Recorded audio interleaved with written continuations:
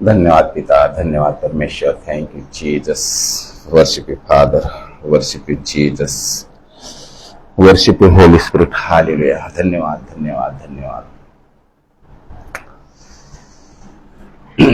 मेरे प्यारे भाइयों और मेरे प्यारे बहनों,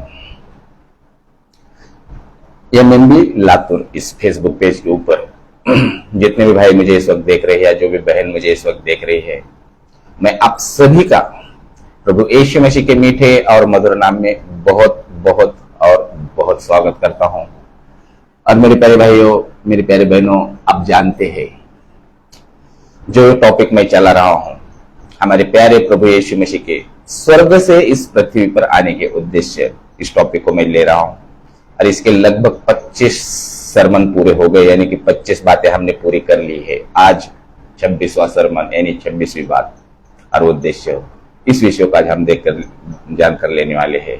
लेकिन ये बातें रखने से पहले मैं एक बात कहना ही चाहूंगा कि ये जो चैनल है एमएमबी लातूर, यहाँ से मैं जितना हो सकता है उतना मैं कोशिश कर रहा हूं कि आपको सच्चाई से और खराई से रूबरू करा दो। और ये बातें आपको तभी मिल सकती है जब कोई भाई पवित्र आत्मा से परिपूर्ण होकर बातों के खुलासे कर कर हमें ना बताए और हमें ना समझाए। ये बातें असंभव सी है। तो ऐसी बात एमएमबी लातूर यहां से आपको मिलती है। जो बातें मैं पास्टर डैनियल राज जी के द्वारा सीखा और वो बातें सीख करके आपके सामने मैं आया, आज लगभग 2 साल से भी ज्यादा समय हो गया है। ये बातें मैं कंटिन्यू करते चल रहा हूं। लेकिन खासकर जो टॉपिक मैं अभी इतने टाइम चला रहा हूं, हमारे प्रभु यीशु मसीह के स्वर्ग से पृथ्वी पर आने के उद्देश्य, इस टॉपिक को मैं ले रहा हूं एवेंजलिस्ट रवि दिनकर जी, जो बाइबल के टीचर है और अच्छे टीचर है। और ये बातें तभी प्रकट कर सकते हैं, या कोई भी भाई या कोई भी बहन तभी प्रकट कर सकते हैं जब उसको पवित्र आत्मा का दान मिला हुआ है। और जब वो पवित्र आत्मा ये बातें प्रकट ना करे, तब तक ये बातें किसी के पास पहुंच भी नहीं सकती है। तो ये आप अच्छे से जानते हैं। नहीं तो बातों को तोड़ मरोड़ कर पेश करने वाले जगत में बहुत सारे भाई है, आप अच्छे से जानते हैं। लेकिन जो वचन कहता है और जो हमारे प्रभु यीशु मसीह की शिक्षा है और जो परमेश्वर का वचन कहता है, वही बात हमको जब सामने बताई जाती है, समझाई जाती है, तो उसका जो आनंद और उल्लास जो रहता है ना, वो कुछ और ही रहता है। और हमारी आत्मिक मजबूती होने पाती है, हमारे आत्मिक उन्नति होती है। और ऐसी ही बातें यहाँ से ये टॉपिक के द्वारा मैं ले रहा हूं। यदि आपने मेरे पिछली वीडियो नहीं देखे हैं तो आप जाकर के देख सकते हैं और समझ कर ले सकते हैं कि लगभग 27 बातें हैं हमारे प्यारे प्रभु यीशु मसीह के स्वर्ग से इस पृथ्वी पर आने की। वो 27 बातें में हो सकता है उससे ज्यादा भी हुई, लेकिन जितनी बातें एवेंजलिस्ट रवि दिनकर जी को दिखाई परमेश्वर ने, वो बातें मैं आपके सामने रख रहा हूं ताकि आप भी जानो, समझो और क्या करो, आप अपनी आत्मिक उन्नति करने पाओ। तो चलिए अब बिना देर किए फिर आप हमारे विषय की तरफ चलते हैं। और आज का विषय है, और आपने जैसे एंट्री किया आपने देख भी लिया हो, पढ़ भी लिया होगा कि हमारे प्यारे प्रभु यीशु मसीह न्याय लाने के लिए स्वर्ग से इस पृथ्वी के ऊपर आए।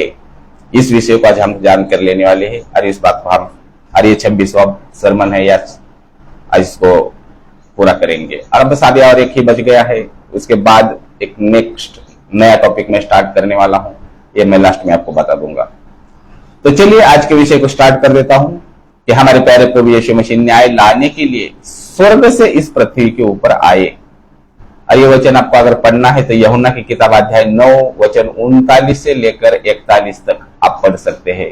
और यहाँ पर आपको पढ़ने के लिए मिलेगा वचन 39 यानी कि वचन 39 मैं आपके लिए पढ़ रहा हूं। और यहाँ पर लिखा है, देखिए कि प्रभु यीशु मसीह ने कहा, मैं इस जगत में न्याय के लिए आया हूं ताकि जो नहीं देखते वे देखे और जो देखते हैं वे अंधे हो जाए। प्रभु यीशु मसीह ने कहा है, लेकिन वो लोगों पर दोष लगाने और कि प्रभु यीशु मसीह लोगों पर दोष लगाने और सजा की आज्ञा देने के लिए नहीं आए, या ये नहीं कि उनका उद्देश्य कि उनकी निंदा करना, बल्कि उनका उद्देश्य यह था कि उनका उद्धार करना। और ये बात अगर आपको पढ़नी है तो यूहन्ना की किताब अध्याय 12 वचन 47 आप पढ़ सकते हैं कि हमारा उद्धारकर्ता कौन है, आपको पढ़ने के लिए मिल जाएगी। या लूका की किताब अध्याय 19 वचन 10 आप पढ़िए, आपको पता चल जाएगा कि हमारा उद्धारकर्ता आखिर कौन है, यह आपको पता चल जाएगा। लेकिन फिर भी कुछ को बचाने में या दूसरों की निंदा करना ये शामिल है। ठीक है, तो कैसे? तो देखिए यूहन्ना की किताब अध्याय 3:16, और वहां पर लिखा है कि परमेश्वर ने जगत से ऐसा प्रेम रखा कि उसने अपना इकलौता पुत्र दे दिया ताकि जो कोई उस पर विश्वास करे वो नाश न हो परंतु अनंत जीवन पाए। और यूहन्ना की ही किताब अध्याय 3:18, इसको भी देख लीजिए। और इस पद का अंतिम भाग एशियाई की किताब अध्याय 6:10 से लिया गया है कि ये जो वचन 39 हम पढ़ रहे हैं कि प्रभु यीशु मसीह ने कहा, मैं इस जगत में न्याय लाने के लिए आया हूं ताकि जो नहीं देखते हुए देखे और जो देखते हैं वे अंधे हो जाए। इसकी बात कर रहा हूं मैं। ओके, तो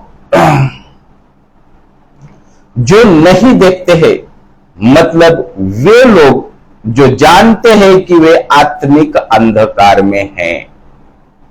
जो नहीं देखते का मतलब क्या है? वचन में हम पढ़ रहे हैं कि जो नहीं देखते, तो उसका मतलब क्या होता है? जो जानते हैं कि वे आत्मिक अंधकार में हैं, और जो देखते हैं मतलब जो सोचते हैं कि वे प्रकाश में हैं लेकिन नहीं हैं। उनको लगता है कि हम प्रकाश में हैं लेकिन वो नहीं है। कैसे? तो देखिए यूहन्ना की किताब अध्याय 2:17 या लूका की किताब अध्याय 5:31, आप चाहो तो पढ़कर देख सकते हो। खास बात, प्रभु यीशु मसीह का ज्योति के रूप में इस संसार में आने का फल स्वरूप न्याय आया। देखिए प्रभु यीशु मसीह का ज्योति के रूप में इस संसार में आने का फल स्वरूप न्याय आया।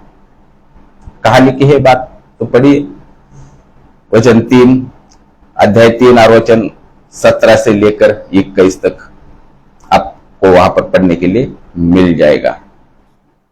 लेकिन इसको हम क्या करेंगे? 2 भागों में बांटकर देखेंगे। तो कैसे? पहला भाग, जो प्रकाश में आए और जो नहीं आए। जो प्रकाश में आए और जो नहीं आए। और दूसरा कि वे जिन्होंने ज्योति को ग्रहण किया और जो अंधेरे में बने रहे। इस 2 भाग में हम इसको देख सकते हैं। निसंदेह इस पद में प्रभु यीशु मसीह आत्मिक अंधेपन और दृष्टि की बात करते हैं। इस वचन के द्वारा कैसे बात कर रहे हैं? निसंदेह इस पद में प्रभु यीशु मसीह आत्मिक अंधेपन और दृष्टि की बात करते हैं। अब हम देखते हैं यही यूहन्ना की किताब अध्याय 9 और वचन 40, इसको अभी हम पढ़ लेते हैं। और यहां पर लिखा है, देखिए, जो फरीसी उनके साथ थे, प्रभु यीशु मसीह के साथ कभी कभी वो घूमते थे, जो फरीसी उनके साथ थे उन्होंने ये बातें सुनकर उससे कहा, क्या हम भी अंधे हैं? फरीसी पूछ रहे हैं। वे सोचते थे कि वे जो फरीसी पूछ रहे थे क्या हम अंधे हैं, वे सोचते थे कि वे ही देख सकते हैं, ऐसा उनको लगता था। उन्हें इस बात का एहसास ही नहीं था कि वे अंधे हो सकते थे, और उनको एहसास नहीं था। ये बात वचन 40 के अंदर प्रकट होती है। अब हम देखते हैं वचन 41 को। और वचन 41 में लिखा है, यीशु ने उससे कहा, यदि तुम अंधे होते तो पापी न ठहरते, परंतु अब कहते हो कि हम देखते हैं, इसलिए तुम्हारा पाप बना रहता है। परमेश्वर जो आज्ञा देते हैं उसके संबंध में मनुष्य जिम्मेदार है। और कैसे? तो देखिए यूहन्ना की किताब अध्याय 12 वचन 35 से लेकर 36 तक, या मत्ती की किताब अध्याय 6 वचन 22 से लेकर 23 तक, या लूका की किताब अध्याय 11 वचन 35 आप पढ़ सकते हो और इन बातों को जानकर देख सकते हो। इन यहूदियों के पास पुरानी वाचा का प्रकाश था, जो प्रभु यीशु मसीह सवाल जवाब कर रहे थे। इन यहूदियों के पास पुरानी वाचा का प्रकाश था और संसार की ज्योति उनके साथ थी। उनके पास वह प्रकाश भी था जो परमेश्वर सभी जगहों को देते हैं। और प्रकाश कौन है? देखिए, प्रकाश के बारे में आपको जानना है तो पहला यूहन्ना अध्याय 1:9 आप पढ़िए, पता चल जाएगा। या रोमियो की किताब अध्याय 1:18 से लेकर 20 तक आप पढ़िए, आपको पता चल जाएगा। यदि वे पूरी तरह से अंधे होते और उनके पास प्रकाश की कोई किरण न होती तो वे जिम्मेदार न होते, परंतु न ही वे प्रकाश को तिरस्कार करने के दोषी होते, लेकिन वे अपने ज्ञान के संबंध में घमंडी थे और अपनी आवश्यकता को मानने के लिए तैयार नहीं थे। जानबूझकर उन्होंने उस ज्ञान को ठुकराया जो उनके पास था। मेरे प्यारे भाइयों, आत्मिक विषयों में यह बेहतर है कि हमारे पास कोई ज्ञान या ज्योति न हो। अगर हम इसको सही उपयोग नहीं करते हैं तो देखिए फिर इसका उपयोग कैसा करना है। फिर दूसरा पत्रस अध्याय 2:21 कि आत्मिक विषयों में यह बेहतर है कि हमारे पास कोई ज्ञान या ज्योति न हो अगर हम इसका सही उपयोग नहीं करते हैं। और जो लोग मसीह कहलाते हैं और उनके पास सत्य है किंतु अभ्यास नहीं करते, बहुत खास बात है।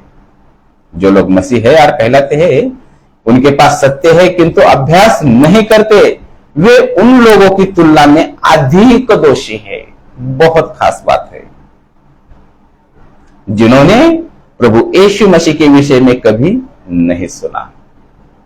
इसका मतलब यह है कि जितना अधिक हमारे पास ज्ञान है उतना ही बड़ा हमारा अपराध होगा।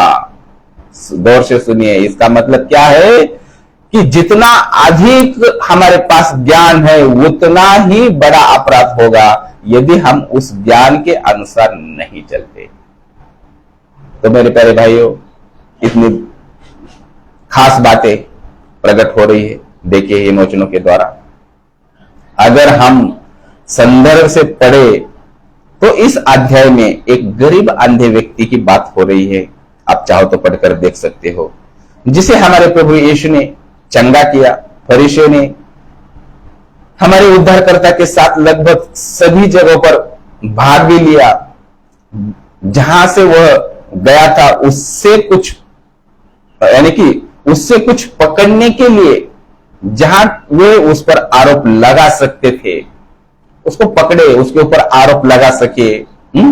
वे समझ नहीं सकते थे कि वे समझ ही नहीं सकते थे कि हमारे उद्धारकर्ता के अंतिम शब्दों का अर्थ यह था कि यह गरीब अंधा आदमी, यह गरीब अंधा आदमी अब न केवल शारीरिक दृष्टि प्राप्त करता है। बहुत खास बात देखिए, यह गरीब अंधा आदमी अब न केवल शारीरिक दृष्टि प्राप्त करता है लेकिन साथ ही साथ आत्मिक दृष्टि भी प्राप्त करता है।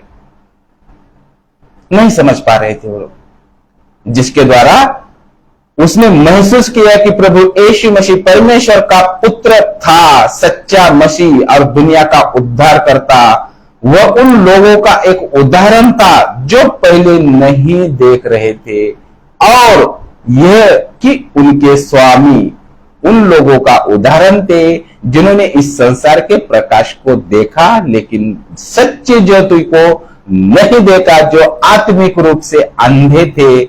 आज भी ऐसे बहुत से लोग हैं जैसे उस टाइम पे वो शास्त्री फरीसी थे। तो मेरे प्यारे भाइयों, इसमें खास बात और की, परंतु अब कहते हैं, वचन में हम पढ़ते हैं, देखिए वचन में हम क्या पढ़ते हैं कि परंतु अब कहते हो कि हम देखते हैं लेकिन तुम्हारा पाप बना रहता है। इसको अभी हम जानेंगे। परंतु आप कहते हो कि हम देखते हैं परंतु इसमें तुम्हारा पाप बना रहता है। इसका मतलब है कि प्रभु यीशु मसीह कह रहे थे या कह रहे हैं कि अब जबकि तेरा ऐसा विचार है जैसा तुम देखते हो और व्यवस्था के विषय में अपने ज्ञान पर घमंड करते हो, मानो केवल तुम ही लोगों में देखा है, मानो केवल तुम ही लोगों ने देखा है और इस धारणा पर उद्धार के सिद्धांत को अस्वीकार करते हैं।